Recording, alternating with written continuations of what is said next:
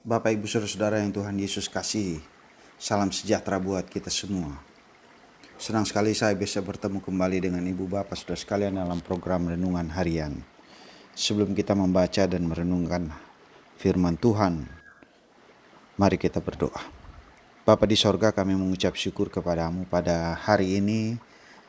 Kami diberi kesempatan untuk dapat bertemu dalam program untuk kami memahami firman Tuhan, untuk menuntun kami di sepanjang hari ini, besok sampai selama-lamanya. Kami mohon Roh Kudus menuntun kami untuk memahami firman Allah. Kami sedia mendengarkan firman-Mu, ampuni salah dan dosa kami. Dalam nama Yesus kami berdoa. Amin. Pembacaan Alkitab kita di Mazmur 119 ayat 17 hingga ayat 20, demikian firman Tuhan. Lakukanlah kebajikan kepada hamba-Mu ini supaya aku hidup dan berpegang pada firman-Mu. Singkapkanlah mataku supaya aku memandang keajaiban-keajaiban dari Taurat-Mu. Aku ini hanya pendatang di bumi. Janganlah kau sembunyikan perintah-perintah-Mu terhadap aku. Hancur hatiku karena rindu kepada hukum-hukum-Mu setiap waktu. Demikian firman Tuhan. Tema renungan kita ialah kerinduan akan firman Tuhan dan pengajarannya.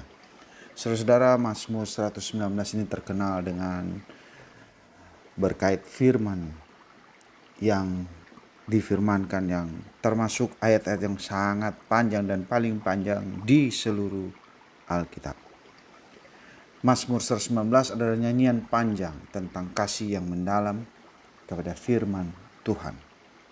Dalam ayat 17-20 bacaan kita, pemazmur menyatakan kerinduan yang begitu besar terhadap firman dan pengajaran Tuhan, seolah itu adalah satu-satunya yang dapat menopang dan memberi arah hidup.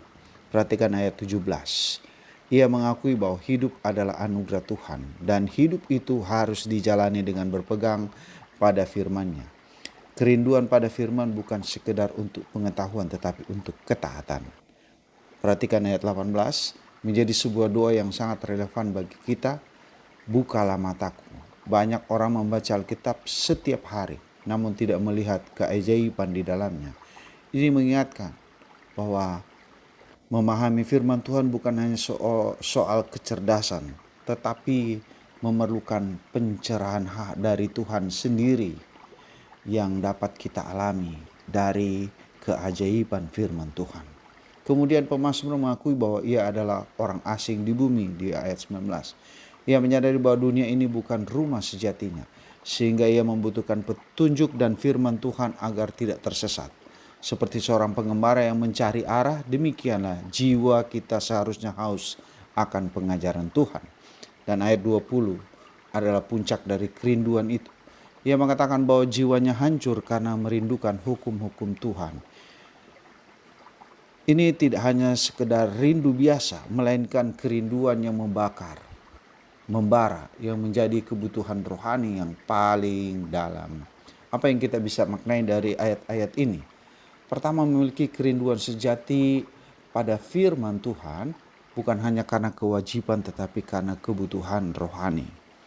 Kedua, berdoa sebelum membaca firman agar mata rohani kita dibukakan, sehingga kita terang benderang apa yang Tuhan inginkan untuk kita lakukan.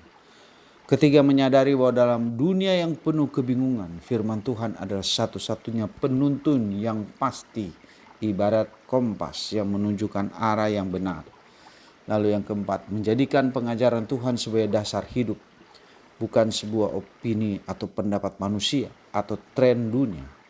Pada akhirnya, saudara-saudara, kerinduan akan firman Tuhan dan pengajarannya adalah tanda bahwa jiwa kita sedang hidup dan rindu akan sang sumber hidup, ialah Kristus.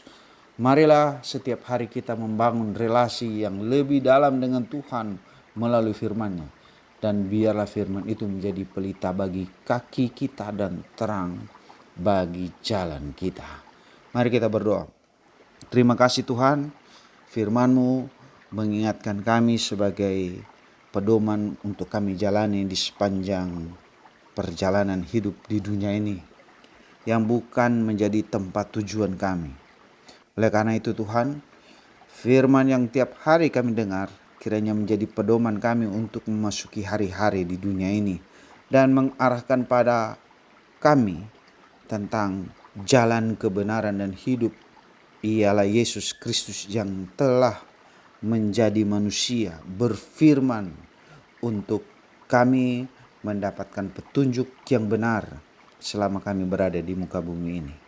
Kiranya Tuhan menolong mereka yang tidak dapat memenuhi keinginan rohani mereka, kerinduan mereka kepada Tuhan.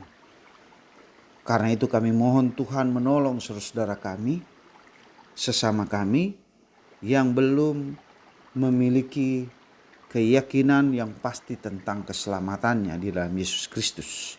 Tuhan tolong kami untuk baik tutur kata perbuatan kami dapat menarik banyak orang untuk percaya dan mempercayakan hidup mereka kepadamu. Mereka yang sakit kami mohon Tuhan sembuhkan. Mereka yang berada di tengah peperangan, pengungsian dan berbagai keadaan yang tidak menyenangkan, Tuhan tolong mereka. Kami menyerahkan seluruh problem hidup setiap yang mendengar program ini agar mereka dijamah dan dituntun melalui kebenaran firman Tuhan.